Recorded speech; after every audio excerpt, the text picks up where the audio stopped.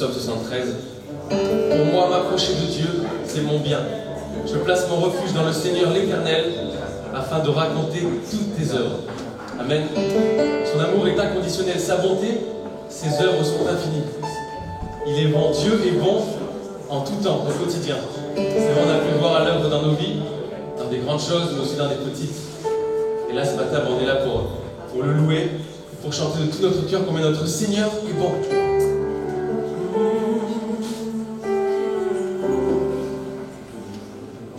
Dieu est bon en tout temps. Il habite de louange en moi. Dieu est bon en tout temps. À travers la nuit, sa lumière jaillit. Dieu est bon. Dieu est bon en tout temps. Dieu est bon en tout temps. Il a mis ce chant de louange en moi. Dieu est bon en tout temps. À travers la nuit, sa lumière jaillit. Dieu est bon en tout temps. Quand je marche dans la vallée de l'ombre de la mort, je ne crains aucun mal, car tu prends soin de moi. Tu m'apprends d'être avec moi, jamais tu ne m'abandonneras. Dieu est bon en tout temps. Il a mis ce chant de louange en moi. Dieu est bon en tout temps. À travers la nuit, sa lumière jaillit. Dieu est bon en tout temps.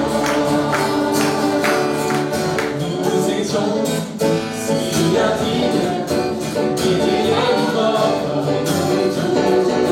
Il nous remplit de son esprit. Maintenant nous déclarons que son amour durera jamais, et ses bontés pour l'éternité. En tout temps, il a mis ce chant de louange en moi. Dieu est bon en tout temps. À travers la nuit, sa lumière jaillit. Dieu est bon en tout temps.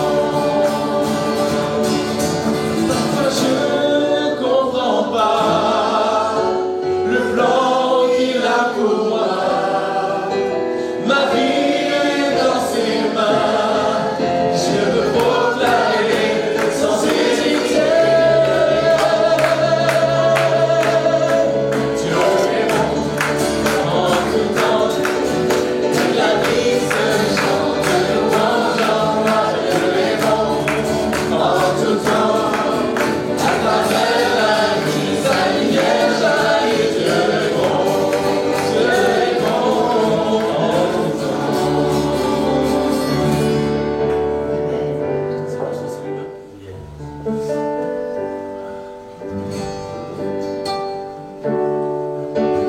Ce qui fait notre force et notre courage, c'est de savoir que le Seigneur sera là à chaque pas, à chaque instant, comme le dit ce chant. Il faut dire merci à Jésus, merci Seigneur, parce que tu es là. On veut avancer avec toi, on veut vivre pour toi, Seigneur. À chaque pas, chaque instant, chaque moment qui passe, ta présence est intense, ton amour me dépasse. Et à tes côtés, je ne peux me lasser de te chanter. Je ne peux m'arrêter.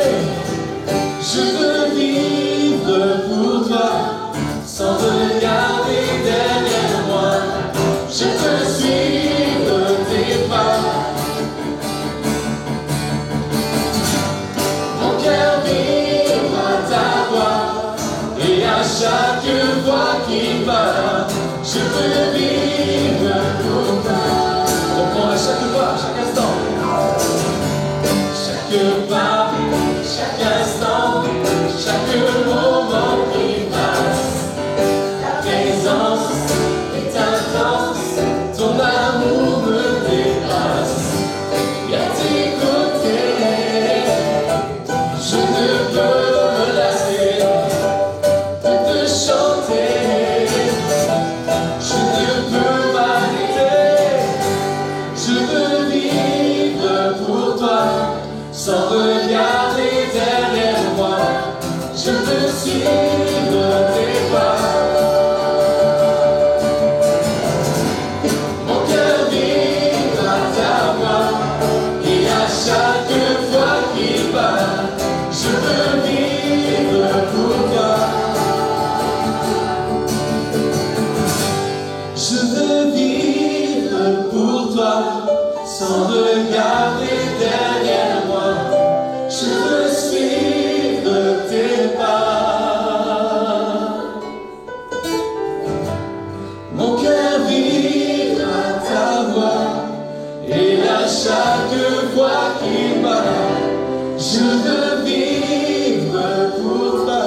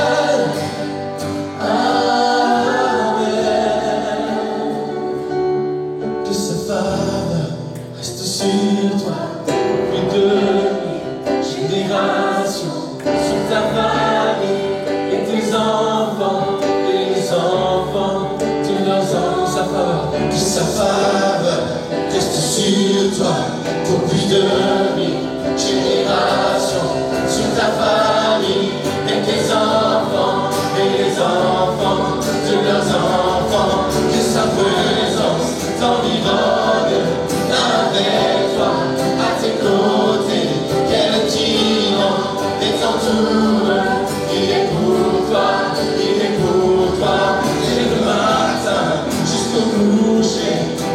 quelques pas, veillant sur toi, dans les larmes et dans la joie. Il est pour toi, il est pour toi, il est pour toi, il est pour toi, il est pour toi.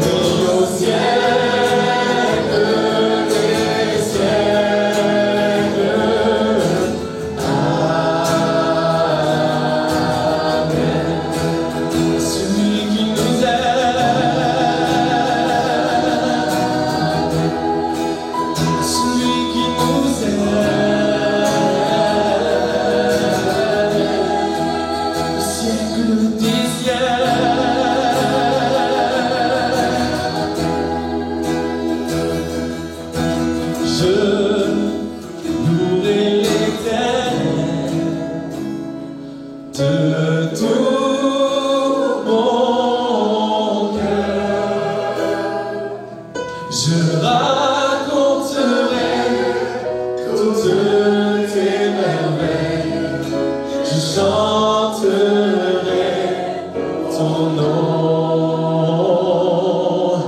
je louerai l'Éternel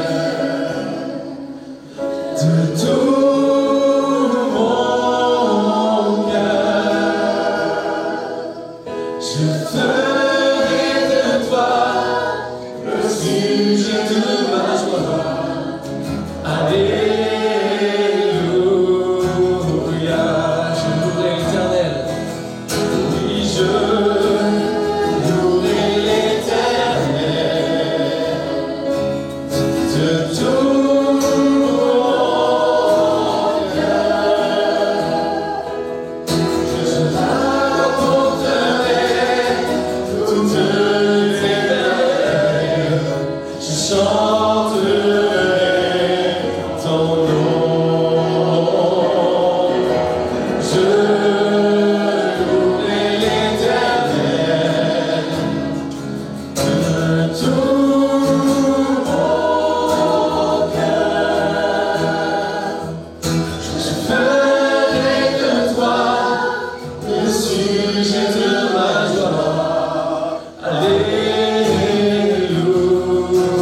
Alléluia, Alléluia, Alléluia.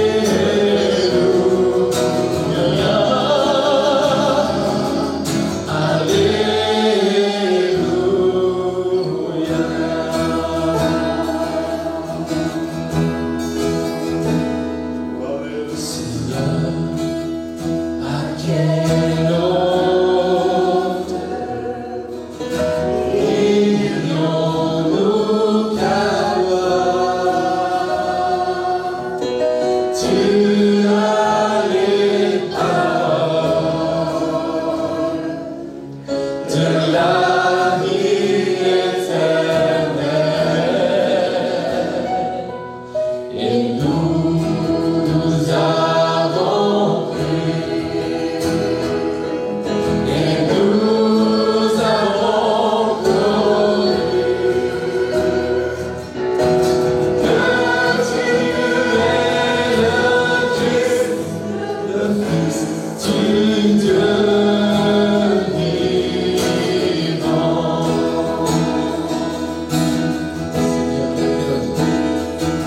Seigneur, à quel autre irions-nous qu'à toi? Tu as les paroles de la vie éternelle, et nous avons cru, et nous avons lu que tu es le Christ, le Fils du Dieu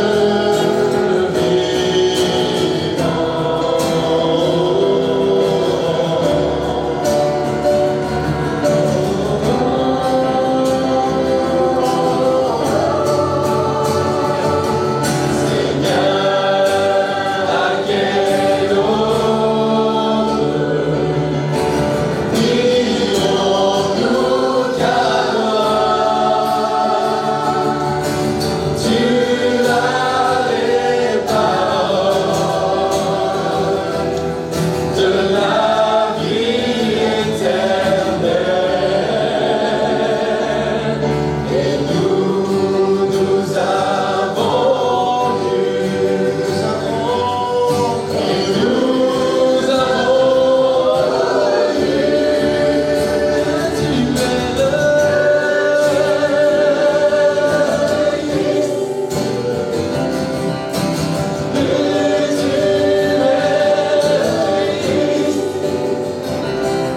que tu es le Christ, que tu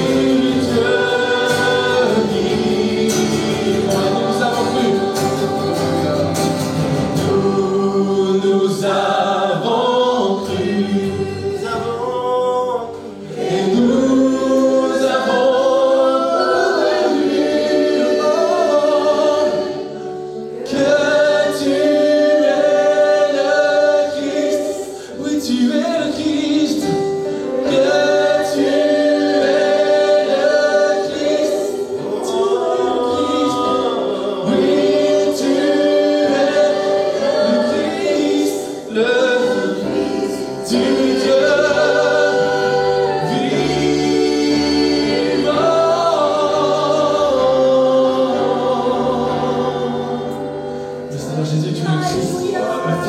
devant notre Sauveur.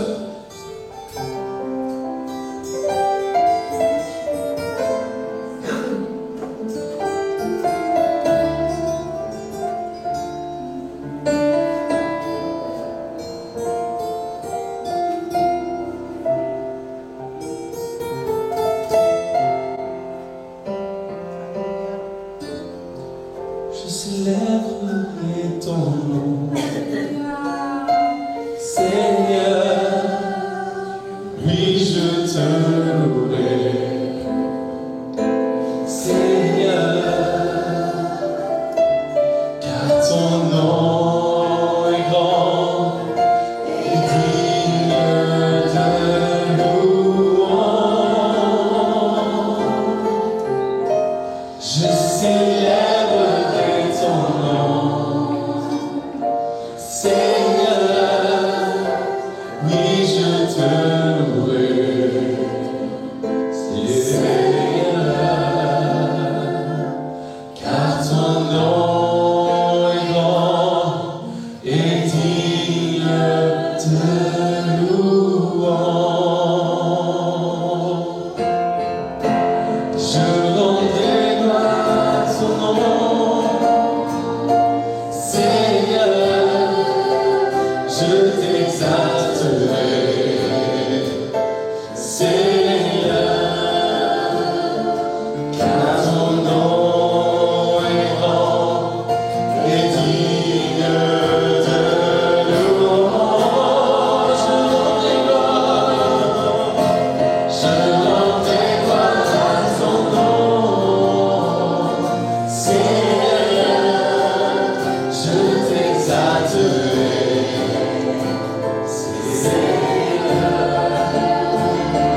car ton nom est grand et digne de louange. Je célébrerai ton nom, Seigneur, oui je te louerai, Seigneur, car ton nom est grand et digne de louange. Je célébrerai ton nom, Seigneur, oui je te louerai, Seigneur, car ton nom est grand et digne de louange.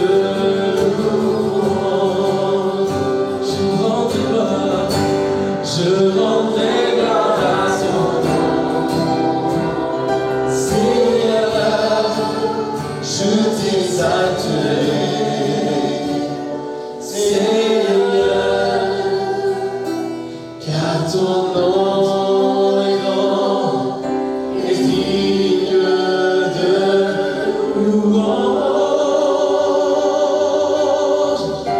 Je rendrai gloire à ton nom, Seigneur, je t'exalterai, Seigneur, car ton nom est grand et digne de louange.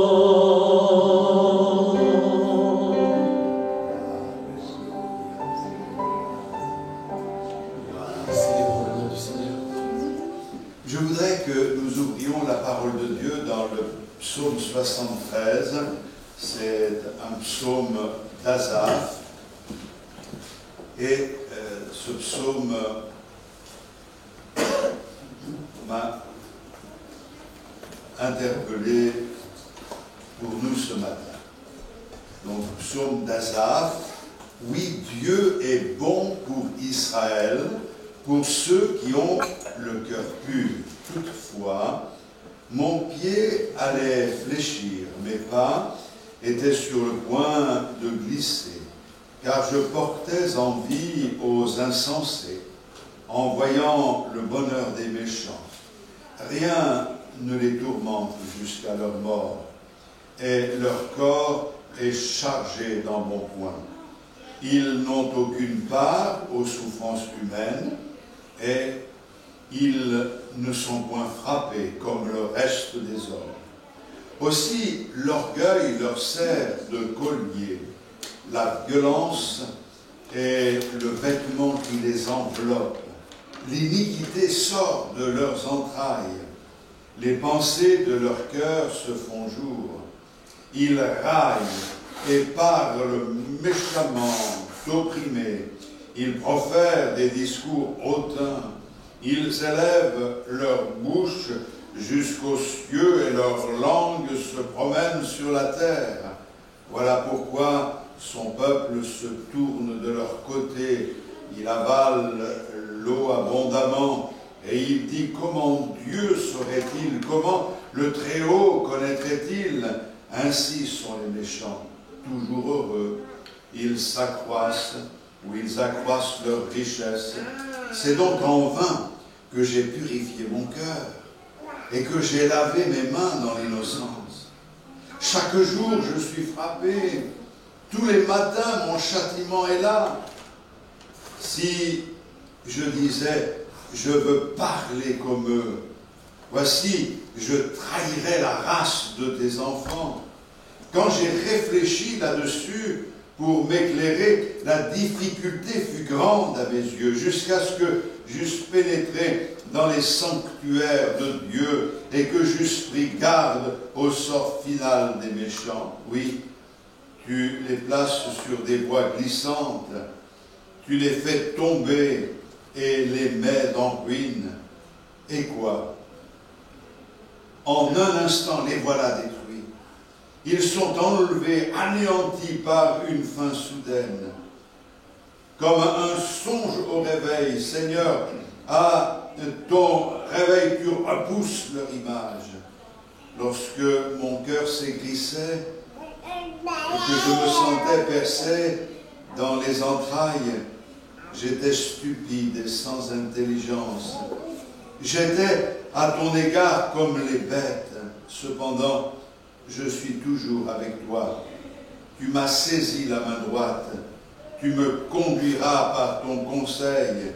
Puis tu me recevras dans la gloire. Quel autre ai-je au ciel que toi? Et sur la terre, je ne prends plaisir qu'en toi. Ma chair et mon cœur peuvent se consumer. Dieu sera toujours le rocher de mon cœur et mon partage. Car voici, ceux qui s'éloignent de toi périssent. Tu as anéanti tous ceux qui te sont infidèles. Pour moi, m'approcher de Dieu, c'est mon bien. Je place mon refuge dans le Seigneur l'Éternel, afin de raconter toutes tes œuvres. Amen. Voilà donc un psaume qui ne peut pas nous laisser insensibles. Et je crois que c'est un psaume qui nous pose la question de savoir ce que nous allons choisir. Nous pouvons choisir de devenir meilleurs ou nous pouvons choisir de devenir amers, aigres. Alors, la question est posée ce matin. L'amertume, c'est quoi? C'est l'absence du bien que nous trouvons en louant Dieu, en cherchant sa face, conformément à ce que Paul dit aux Philippiens dans le chapitre 4, quand il dit: au reste, frères, que tout ce qui est vrai, tout ce qui est honorable, tout ce qui est juste, tout ce qui est pur, tout ce qui est aimable, tout ce qui mérite l'approbation, ce qui est vertueux et digne de louange, soit l'objet de vos pensées. Ce que vous avez appris, reçu et entendu de moi, et ce que vous avez vu en moi, pratiquez-le, et le Dieu de paix sera avec vous. Que tout ce qui est juste, pur, aimable, qui mérite l'approbation, vertueux, digne de louange, soit l'objet de nos pensées. En fonction de ce à quoi nous regardons, en fonction de ce que nous appliquons à notre vie, ce que nous faisons entrer en nous, alors les choses sont différentes et le résultat est différent.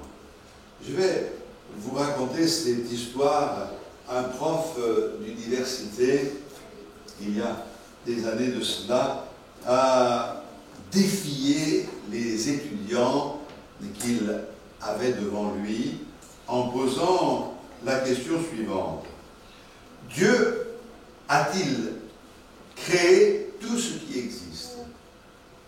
Il a attendu un peu, mais un étudiant courageusement s'est levé et a dit, monsieur, oui, je crois que tout ce qui existe, Dieu l'a créé.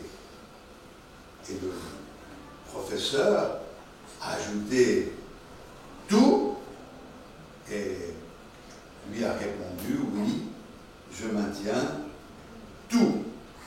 Donc, si Dieu a tout créé, alors le mal existe, donc Dieu a créé le mal.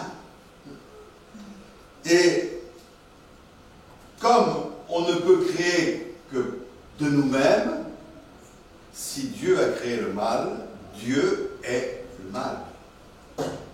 Et là, la confusion est venue dans l'esprit de ce jeune qui ne s'est jamais posé la question de cette manière-là.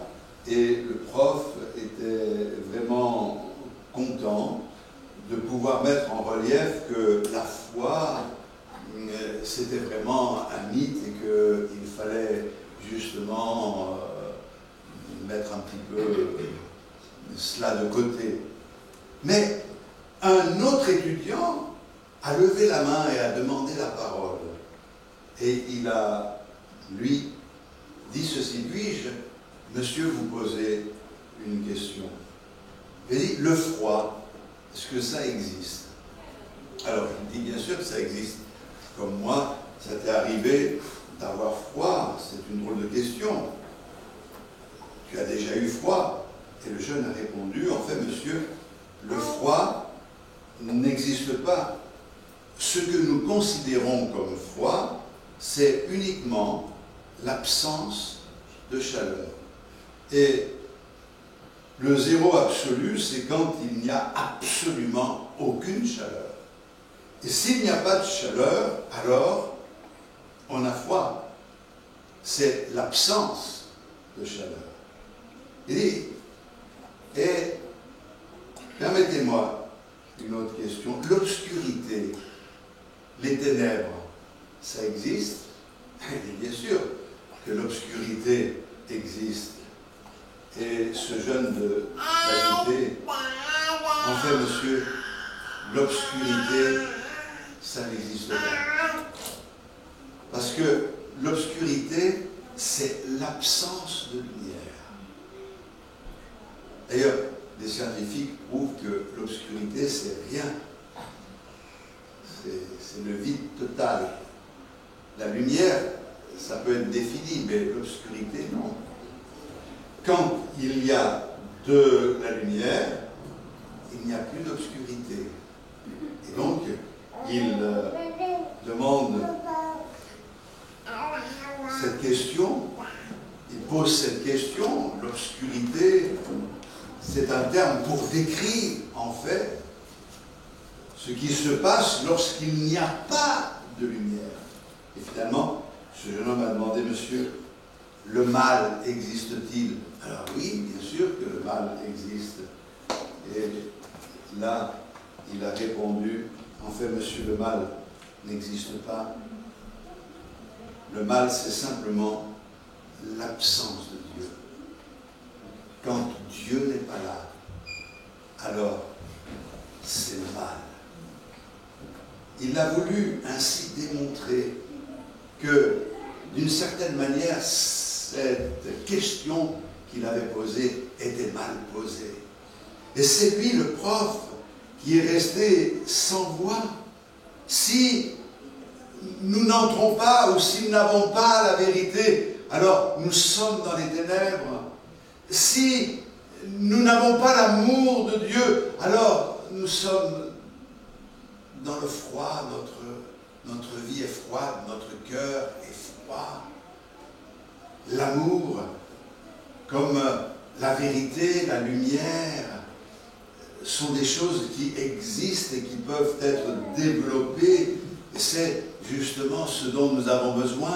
Lorsque Jésus est venu, alors la lumière est venue. Lorsque Jésus est venu, son amour nous a envahis et a réchauffé notre âme. Lorsque Jésus est venu dans notre cœur, alors le mal a fait marche arrière, parce que la présence du Seigneur nous a permis de vivre l'expérience de la nouvelle naissance. Et la parole de Dieu nous dit que celui qui est né de Dieu ne pratique plus le péché. Nous sommes des pécheurs et nous sommes imparfaits, mais nous avons expérimenté cette transformation dans notre vie qui fait que nous sommes devenus de nouvelles créations. Asaph, pour revenir à lui, avait besoin de retrouver le chemin de la communion avec Dieu, parce que dans cette communion avec le Seigneur, il pouvait recevoir ce qui allait dissiper les ténèbres de son incompréhension, les doutes, l'impression de ne pas être soutenu, de ne pas être aimé, l'impression d'être abandonné. Tout cela devait disparaître par le seul fait de la présence du Seigneur. C'est un résumé de ce psaume, car il était en crise jusqu'au moment où il est entré dans la présence du Seigneur. À partir du moment où il est entré dans la présence de Dieu, il a considéré l'état dans lequel il se trouvait d'une manière tellement différente. Il a vu les choses comme Dieu les voit. Il a compris que ce n'était pas le moment présent qui comptait, mais l'espérance que Dieu lui accordait. Il a changé de perspective et la gloire du Seigneur s'est manifestée dans sa vie. Pourtant, je veux dire quelques mots ce matin. Asaph, c'était un homme de Dieu qui avait réussi. Il a été inspiré par le Saint-Esprit. Il a écrit plusieurs psaumes. Il y a le psaume 73 que nous avons lu. Il y a les 10 psaumes qui suivent. Il y a le psaume 50. Et quand nous lisons dans 2 Chroniques au chapitre 29, il est parlé de la louange sur les paroles de David et de Asaph. Il est même dit qu'il prophétisait. Ça veut dire que Dieu l'utilisait pour parler de sa part. Et la parole de Dieu nous explique que prophétiser, c'est proclamer la parole que Dieu nous dicte, que Dieu nous révèle. Et il a été un instrument de bénédiction entre les mains du Seigneur. En plus, il y avait chez lui une sensibilité particulière. C'était un musicien, et non seulement un musicien, mais il était le responsable des chantres. Il conduisait la chorale, quelque chose de magnifique se produisait. Il communiquait aussi aux siens ce goût des réalités du service de Dieu, faisant partie de cette tribu de Lévi qui était au service du maître. Et la Bible nous dit dans 1 Chronique au chapitre 25 que 4 fils d'Asaph étaient eux-mêmes des chantres, des adorateurs qui adoraient le Seigneur. Nous sommes donc étonnés lorsque nous abordons ce psaume de voir que cet homme de Dieu, inspiré sous l'onction du Saint-Esprit, puisse se poser les questions qu'il s'est posées. Certes, il déclare, ô Dieu, tu es bon pour Israël, oui, pour ceux qui ont le cœur pur. Toutefois, mon pied allait fléchir. Mes pas étaient sur le point de glisser. Il a été utilisé par Dieu d'une manière exceptionnelle. Mais, quand même, il est obligé de lutter contre la tentation de céder maintenant à l'amertume, à l'aigreur, à la colère, à la jalousie, à l'envie. Il commence doucement à déraper, et en composant ce psaume qui a été inspiré pour nous montrer ce qu'il a vécu et ce que nous pouvons nous aussi vivre, alors on voit que l'amertume gagne son cœur. Il est comme tenaillé par des sentiments qui n'ont rien à voir avec ce que Dieu communique, avec ce que Dieu attend de ses serviteurs. Il y a chez lui comme du regret, il y a spirituellement quelque chose qui ne va pas, il est comme déconnecté du Seigneur. Il n'a plus les regards fixés sur le Seigneur, même s'il s'adresse à lui. Vous savez, la Bible nous dit que nous devons garder les regards fixés sur Jésus, qui est le chef et le consommateur de la foi, qui, lui, nous a donné l'exemple, en vue de la joie qui lui était réservée dans le ciel, a supporté la croix, méprisé l'ignominie. C'est vrai que comme lui, certains deviennent aigres ou en colère, impatients envers Dieu, quand les choses ne se passent pas comme elles devraient se passer. Et lorsque nous nous déconnectons de cette communion avec le Seigneur, lorsque la communication est comme coupée, alors nous regardons aux circonstances et nous sommes comme Asaph. Nous nous posons des questions que nous ne devrions pas nous poser. C'est vrai que la parole de Dieu nous donne cet exemple, comme le dit un cantique, vers Jésus. Lève les yeux, contemple son visage merveilleux, et les choses de la terre pâliront peu à peu. Asaph était un serviteur de Dieu, un homme de Dieu, et pourtant, regardez dans quel état il s'est retrouvé. Ça veut dire tout simplement que Asaph était un homme normal. Ce n'était pas un fakir, insensible à la douleur, insensible et imperturbable face à des situations compliquées qu'il rencontrait. Et si je dis ces choses, c'est que si ça lui est arrivé, et si la Bible nous en parle, c'est pour que nous comprenions que ça peut aussi nous arriver. Et si je le dis de cette manière-là, c'est parce que Dieu nous reconnaît le droit de vivre de tels moments.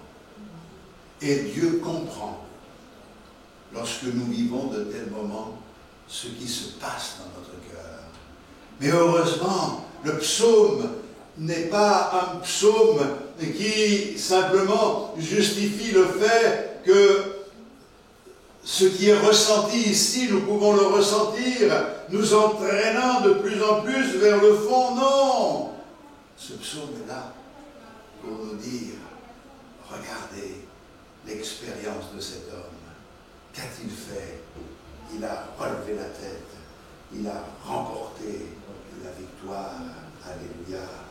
Il est, je pense, important que nous soyons spirituellement armés en face de la réalité que l'épreuve peut nous toucher d'une manière ou d'une autre et que nous pouvons, les uns et les autres, être malmenés par cette vie au point de ne plus comprendre ce qui se passe, de se laisser gagner par le doute. Mais si cela nous arrive et si nous sommes préparés, alors nous pouvons réagir. Souvent, c'est un problème de perception. Vous savez, on ne perçoit pas les choses de la même manière, les uns les autres. Et à certains moments de notre vie, on ne perçoit pas les choses telles qu'elles sont, forcément. Et quelquefois, on imagine, on perçoit les choses d'une manière fausse, ce qui nous amène à nous décourager, à ne plus faire confiance au Seigneur. Alors, je pense que Dieu veut renouveler l'intelligence de chacun de nous afin que nous sachions quelle est la volonté de Dieu et que nous ayons la sagesse d'y marcher. Nous sommes engagés avec le Seigneur pour marcher par la foi et non par la vue. On ne perçoit pas les choses comme on devrait les percevoir souvent. Et c'est pour cette raison que la Bible dit, lorsque j'étais enfant, je comprenais, je voyais comme un enfant, mais en devenant grand, adulte, je vois les choses d'une manière différente.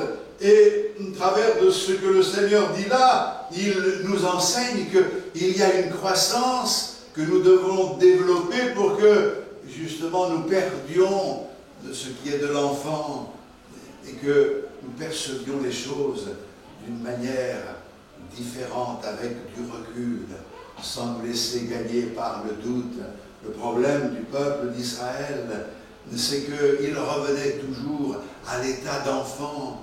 C'est le reproche que le Seigneur fait dans sa parole. Vous devriez être des maîtres, et vous en êtes encore au lait. C'est vrai que c'est pratique lorsque l'on est un bébé, comme ici on en a un, de se laisser porter, de se laisser vivre.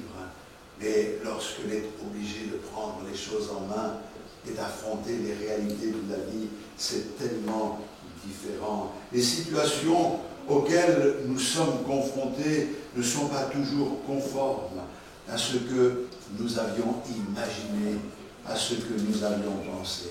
Si ça avait dépendu que de nous et des projets que nous avions faits, alors les choses auraient été différentes.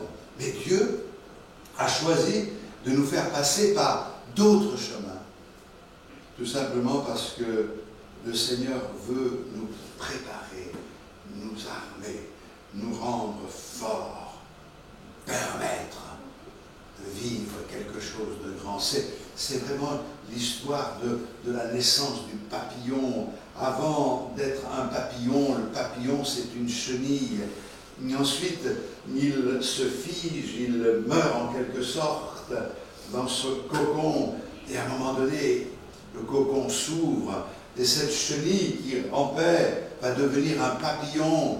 Mais ça m'est arrivé lorsque j'étais enfant, une fois ou deux, d'aider le papillon à sortir du cocon. Mais on sait très bien qu'il ne faut pas le faire, parce que le papillon a besoin de tous ses efforts. On a l'impression de se sentir en souffrance.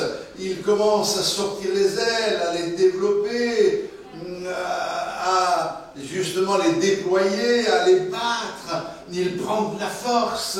Et puis, à un moment donné, le papillon s'envole. Si on l'aide à sortir du cocon, il ne volera jamais. Et c'est en réalité l'image de ce que le Seigneur fait avec nous. Il nous ramène à la vie. Il nous sort de l'état de chenille où nous traînions par terre, dégageant l'odeur nauséabonde du péché pour connaître quelque chose de différent. Quelle différence entre la chenille et le papillon. Quelle transformation le Seigneur opère dans notre vie. Mais pour pouvoir vivre par nous-mêmes notre foi, alors nous devons faire cette expérience et nous devons nous attacher au Seigneur, quelles que soient les circonstances, pour croître et nous développer. Et lorsque nous sommes confrontés à des situations difficiles, alors le diable en profite pour nous déstabiliser. Vous savez, quelqu'un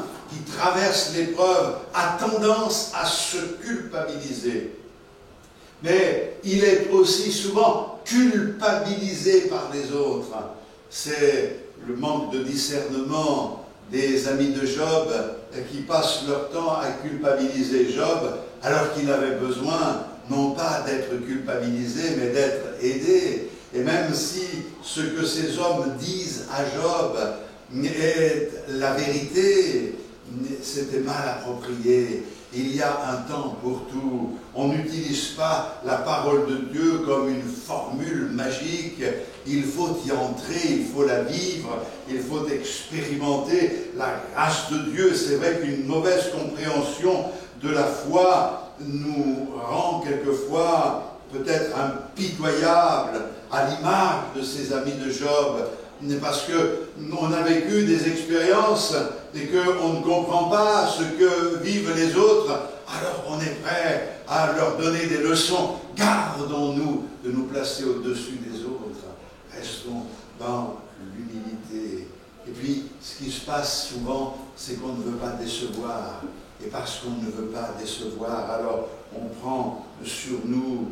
Et le problème, c'est que quand il y a ce sentiment, certains se replient sur eux-mêmes, ils finissent par s'isoler, mais ce n'est pas une bonne chose que de s'isoler. On a besoin d'être ensemble, de prier ensemble, de vivre notre foi ensemble. Il est important que l'Église ait un message qui soit adapté, et nous ne devons pas être de ceux qui tombent dans un message simpliste qui consiste à penser que quand tout va bien, Dieu nous bénit, quand tout va mal, Dieu n'est pas avec nous. Et c'est grave de le penser, c'est grave de le dire, car tous les prophètes ont connu des moments difficiles, tous les hommes de Dieu, femmes de Dieu ont connu des temps difficiles, mais notre message doit être empreint de l'amour de Dieu, justement pour combler par cet amour, et par la vérité de la lumière que Dieu répand dans notre cœur, le vide qui pourrait se trouver autour de nous. Remplissons le vide par la présence du Seigneur. Il remplit, tout est en tous. Alléluia. Et c'est bon de pouvoir expérimenter cette grâce. Mais quand Asaph commence le psaume, il confesse: Dieu est bon pour Israël, pour tous ceux qui ont le cœur vide, le cœur pur, pardon. Mais très vite, il se laisse gagner par des sentiments. Il arrive à dire: et finalement, c'est en vain que j'ai purifié mon cœur. C'est en vain que j'ai lavé mes mains dans l'innocence. À quoi ça a servi tout ça? À quoi ça a servi que je fasse ce que j'ai fait avec le Seigneur, que je vive cet engagement dans la pureté, dans la vérité, dans la droiture? C'est l'histoire de Job, j'y reviens puisque on a parlé des amis de Job, quand sa femme lui dit: mais à quoi ça t'a servi tout ça? Maudit Dieu et meurs. Et il y a là vraiment quelque chose qui est en train de se passer dans le cœur de Job, qui lui va réagir d'une manière tellement claire. Il va confesser que le Seigneur donne, le Seigneur est celui qui ôte, mais en toute occasion, le Seigneur doit être béni. Ce n'est pas ce que nous vivons, ce que nous ressentons qui compte, c'est la gloire du roi des rois. Et nous savons que c'est lui qui aura toujours le dernier mot. Alléluia. Il ne faut pas se tromper, pas faire comme si les souffrances, les épreuves n'existaient pas. Actuellement, nous pensons à nos frères et sœurs en Ukraine et dans d'autres pays, mais particulièrement là, actuellement, ils ont la foi, ils combattent dans la prière et pourtant ils voient la misère s'abattre sur eux. C'est compliqué. Et je crois qu'il faut que les uns et les autres, nous ne tombions pas dans une fausse spiritualité qui consisterait à nier ces choses, à penser que ce n'est pas possible. La Bible dit que dans les derniers temps, il y aura des temps difficiles, des jours difficiles.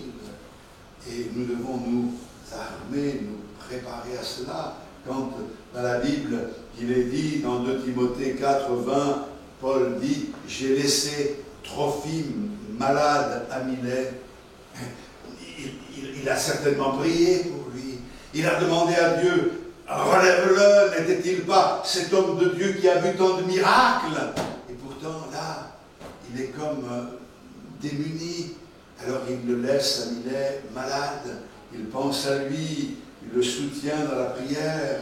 Mais, frères et sœurs, nous devons les uns et les autres comprendre que tout ce qui, ici-bas, se produit, tout ce qui nous arrive, ne s'explique pas par une formule que l'on pourrait tirer là de la parole de Dieu.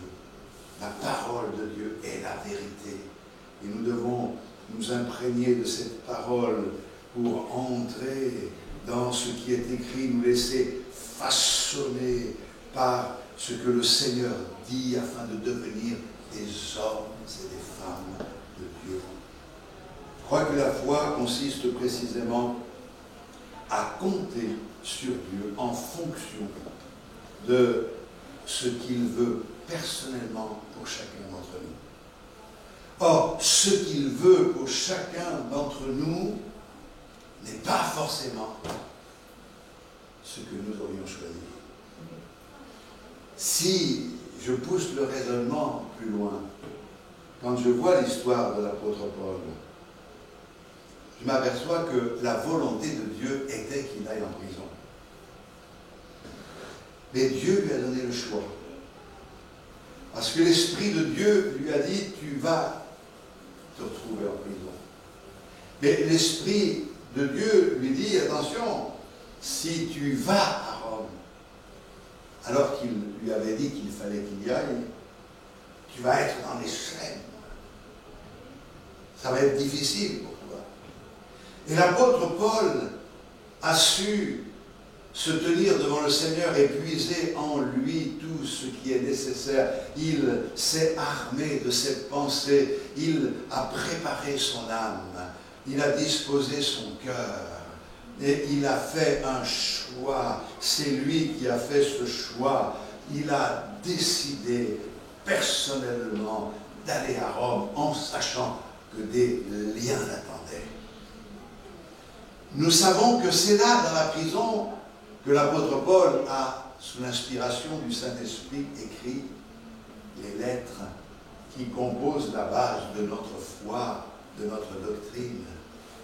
Il y est allé, ça n'a pas été simple, il parle de ce qu'il vit en prison, il a froid, il est malade, il y a des choses difficiles qui se passent, sa chair est malmenée, mais lui, il sait qu'il est dans la volonté du Seigneur. Alors, c'est vrai qu'on est loin de la doctrine de la prospérité, à savoir si tu crois, alors tout va te réussir, tu vas gagner là, tu vas gagner là-bas, tout le monde sera à ton service en quelque sorte. On est loin de ces clichés. Regardez tous ces hommes et ces femmes de Dieu qui courageusement se sont levés pour proclamer la vérité et qui, à cause de leur foi, ont été même mis à mort. Où est-ce que je vais en venir? Bien, c'est vrai que nous ne devons pas avoir une foi simpliste. Je crois que Dieu est le Dieu des miracles. Je crois que Dieu est le Dieu de la délivrance. Et je crois qu'il y a un temps pour tout. Je crois que Dieu réserve pour chacun d'entre vous, pour moi-même, des choses magnifiques et merveilleuses, des choses qui dépassent ce que nous pourrions imaginer et même penser. Je le crois, mais je crois aussi que nous passerons par des chemins douloureux et difficiles. Et dans ces chemins-là, nous aurons besoin de regarder vers notre Seigneur. Il est difficile de dire à quoi Asaph ou de quoi Asaph souffre, parce qu'il n'est pas dit grand-chose, simplement le verset 14, « Chaque jour je suis frappé, tous les matins mon châtiment est là ». On a l'impression qu'il est en train de dire qu'il reçoit des coups, mais que c'est comme un jugement de la part du Seigneur. C'est comme si le Seigneur le frappait lui-même. Il y a dans son raisonnement quelque chose qui n'est pas exact. Il se laisse piéger par ce qu'il ressent au point de se retrouver dans le découragement. Et c'est pour cette raison que quand on est dans la crise spirituelle, eh bien cela engendre des tentations et des tentations qui ne sont pas la vérité et qui nous entraînent loin de la vérité. C'est pour cette raison qu'il y a la tentation d'envier les autres, d'être jaloux des autres. Pourquoi ça m'arrive à moi? Quand je regarde le méchant, il prospère. Mais moi, je t'ai suivi, Seigneur, et je ne prospère pas. Il y a cette tentation de se laisser gagner comme par l'amertume, au point de penser que Dieu ne nous accorde pas ce que nous devrions recevoir. Vous le lisez avec moi dans le psaume 73. Le méchant, lui, il prospère, il réussit dans ce qu'il fait. Et moi, chaque jour, il faut que j'affronte la dure réalité. Je reçois des coups et des coups. Mes frères et sœurs, ça me fait penser à cette histoire. C'est l'histoire d'un couple missionnaire qui revenait du champ de mission et ils ont pris le bateau. Et dans le bateau, le navire qu'ils ont pris pour leur retour, il y avait aussi un haut dignitaire. Quand ils ont enfin accosté et que le dignitaire est descendu du bateau, alors il y avait des gens pour l'acclamer. Il y avait là du monde avec un orchestre, la musique, etc. Et quand ce moment est passé, alors le missionnaire et sa femme ont monté sur la passerelle pour descendre du bateau, mais il n'y avait personne. Alors le mari dit à sa femme, c'est pas juste que cet homme reçoivent la reconnaissance, les honneurs, alors qu'il n'est pas parti, lui, pour te servir et qu'il ne te sert pas. Mais nous servons le Seigneur. Et sa femme, avec beaucoup de sagesse, lui a dit, chérie, nous ne sommes pas encore arrivés à la maison. Une belle parole qui permet à cet homme de Dieu de se ressaisir. C'est formidable lorsque on peut, d'une manière très simple, ramener chacun à la réalité. Parce que si on succombe à la tentation, ça engendre des conséquences. Quand on lit par exemple le verset 21, lorsque mon cœur s'aigrissait et que je me sentais percé dans mes entrailles, il a l'impression aussi que sa foi est vaine lorsque, je disais tout à l'heure, c'est donc en vain que j'ai purifié mon cœur et que j'ai lavé mes mains dans l'innocence. C'est aussi ce qui se passe toutefois, mon pied allait fléchir, mes pas étaient sur le point de glisser car je portais envie à l'insensé en voyant le bonheur des méchants. Voyons qu'il y a dans la tentation des conséquences qui font que la personne n'est plus dans la foi elle n'est plus rayonnante de la gloire de Dieu, elle est menacée de toutes parts, elle ne peut pas être une source d'encouragement, mais ces choses nous ont été révélées, nous ont été écrites par le Seigneur, pour que nous puissions nous ressaisir, parce qu'il y a une solution. Je crois que pour pouvoir guérir de la crise spirituelle, il faut déjà admettre qu'elle est possible. Quand on admet que c'est possible, que l'on traverse de tels moments, alors ça peut nous aider. Nous n'avons pas réponse à tout, mais nous savons que le Seigneur a une solution pour toutes choses.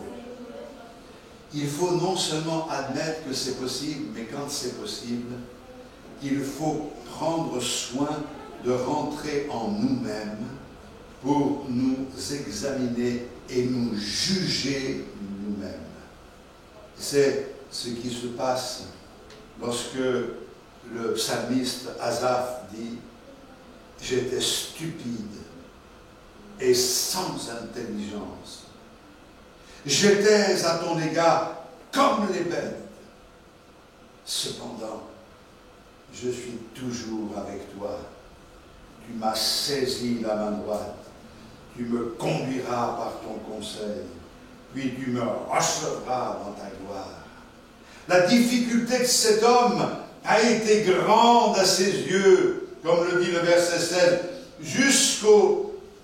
jusqu'à ce que j'eusse pénétré dans les sanctuaires de Dieu et que j'eusse pris garde au sort final du méchant. Et à un moment donné, il ne savait plus trop comment faire et il entre dans la présence de Dieu, il cherche le Seigneur. Et quand il se trouve là dans la présence du Seigneur, il réalise le privilège qu'il a, lui, par rapport aux méchants, qu'il réussisse, qu'il connaisse de belles, de grandes choses, que peu importe, son succès, son bonheur sera éphémère. Mais moi, je sais en qui j'ai cru, je sais que mon Seigneur est le vainqueur, c'est lui qui me donne la victoire, il réfléchit, il rentre en lui-même.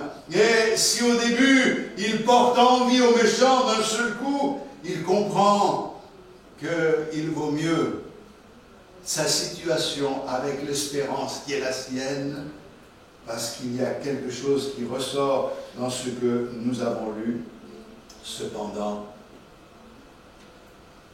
je suis toujours avec toi. Et mes frères et sœurs, cette parole-là est un prix vraiment incroyable. Ce qui fait la différence, c'est que le Seigneur est toujours avec nous et que nous sommes toujours avec lui. C'est cette réflexion qui va conduire Asaph à considérer ce qui est important. Mes frères et sœurs, ce qui est important, c'est que vous soyez toujours avec le Seigneur. Même si je traverse la vallée de l'ombre de la mort, je ne crains aucun mal, car tu es avec moi. Que fait le Seigneur? Bien, il est dit ici, tu es, où je suis toujours avec toi. Tu m'as saisi la main droite. Le Seigneur nous a saisis par la main. Un peu comme un enfant que son père prend par la main. Il est rassuré et il sait qu'il n'est pas seul. Même s'il fait sombre, il ne craint pas parce qu'il tient la main de son père. Il dit aussi, tu me conduiras par ton conseil. Nous aussi, nous sommes conduits par le conseil de Dieu, par la parole du Seigneur. Nous avons besoin d'être dirigés un pas après l'autre par le Seigneur. Mais pour couronner le tout, il dit, puis tu me recevras dans la gloire. Et c'est là notre espérance. Quel autre ai-je au ciel que toi? Et sur la terre, je ne prends plaisir qu'en toi. Alors, Mes frères et sœurs, ce matin, j'ai envie de vous dire, la vie n'est pas toujours simple. Les épreuves sont là. Les déceptions sont là. Les complications sont là. Mais Dieu a choisi pour nous une vie. Elle n'est pas la même que celle d'un autre. Regardez ce qui se passe entre Pierre et Jésus qui discutent après la résurrection. Pierre est rétabli, mais il voit arriver Jean et il lui dit, et lui, qu'est-ce qui va lui arriver? Et Jésus le remet en place.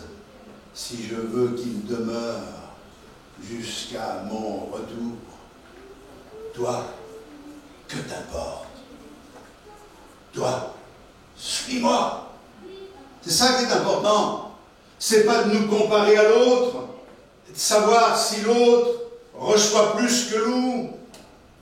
Ne peut pas recevoir plus que nous, puisque nous avons reçu le Seigneur dans notre cœur. Et celui qui a reçu le Seigneur ne manque de rien. Alors, Asaph, lui, est maintenant enrichi. Quel autre ai-je au ciel que toi? Et sur la terre, je ne prends plaisir qu'en toi.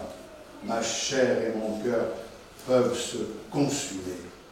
Dieu sera toujours le rocher de mon cœur et mon partage. Alléluia. Pour moi, m'approcher de Dieu, c'est mon bien. Je place mon refuge dans le Seigneur l'Éternel, afin de raconter toutes tes œuvres.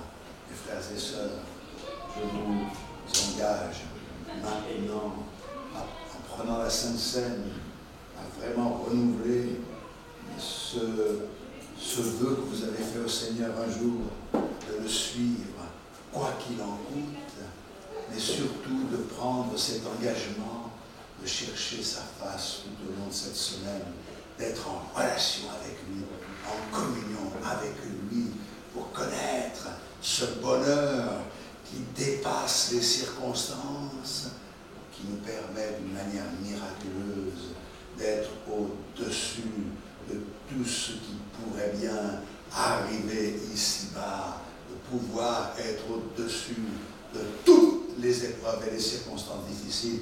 Que Dieu vous bénisse dans ce sens-là et qu'il nous donne la victoire parfaite et totale. À Dieu soit toute la gloire. Amen. Seigneur, merci de nous accorder cette grâce.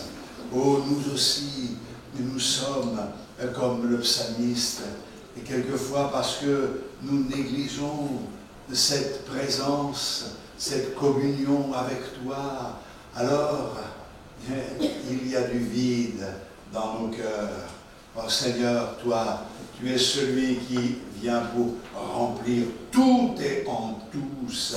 Et là où il y a la lumière, il n'y a plus de ténèbres. Là où il y a l'amour, il n'y a plus le froid de la haine ou d'une vie insensible. Là où il y a la vérité de ta présence, il n'y a plus le désir de faire le mal et d'agir contrairement à ta volonté. Seigneur, dans ce moment, nous réalisons l'importance de te connaître. Et dans ce moment, nous goûtons à ta présence, nous goûtons à ton onction, nous goûtons à ta bonté, Seigneur. Tu nous accordes la victoire et cela nous conforte dans la foi, car Seigneur, cela nous amène à penser que toute chose est entre tes mains, tu contrôles tout entre tes mains puissantes et merveilleuses. Et nous avons maintenant confiance, car toi, Seigneur, tu nous as saisis par la main, alléluia, et nous sommes pleins de confiance en toi. À toi soit toute la gloire dans le nom de Jésus. Et je te prie, dans ce moment, avant que nous partagions la Sainte Seine, de bénir mes frères et sœurs, de les encourager, tout particulièrement ceux qui sont dans la souffrance, qui sont isolés, qui se sentent abandonnés. Accorde-leur ta grâce au nom de Jésus. Amen. Alléluia. Louons le Seigneur de tout notre cœur. Entre tes mains, j'abandonne tout ce que j'appelle le mien. Oh, ne permets à personne, Seigneur, d'en reprendre mien. Libre en tout, Seigneur. Libre en tout, Seigneur. Entre tes mains, j'abandonne tout avec bonheur. Je n'ai pas peur de te suivre sur le chemin de la croix. C'est toi que je veux vivre. Je connais, j'aime ta voix. Libre en tout, Seigneur. Libre en tout, Seigneur. Sans rien garder, je te livre tout avec bonheur. Tu connais moi-même tous les besoins de mon âme. Et pour mon bonheur suprême, tu libre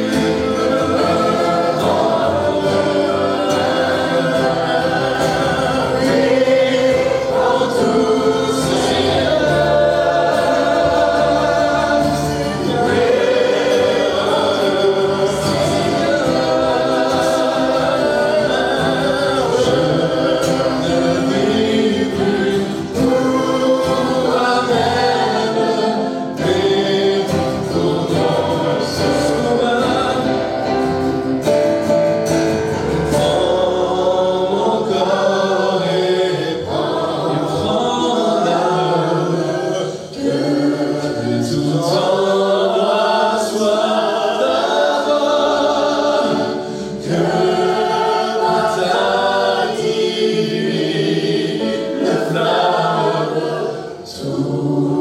ma soif divine en moi. Libre en tout, Seigneur. Libre en tout, Seigneur. Prends mon corps et prends mon âme. Règne sur mon cœur. Je n'ai pas peur de te suivre sur le chemin de la croix. C'est pour toi que je veux vivre. Je connais, j'aime ta voix. Libre en tout, Seigneur.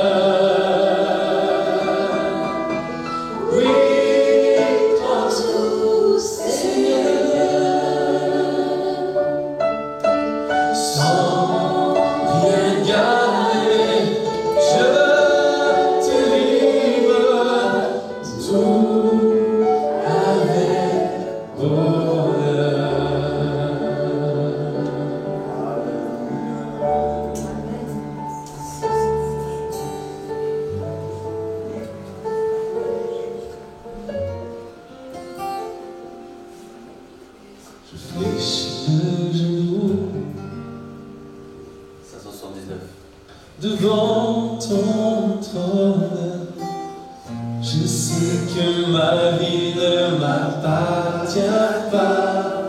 Je t'offre un chant de louange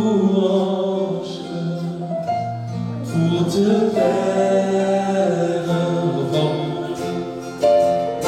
Je fléchis le genou devant ton trône. Je sais que ma vie ne m'appartient pas. Je t'offre un chant de louange pour te plaire. Alléluia,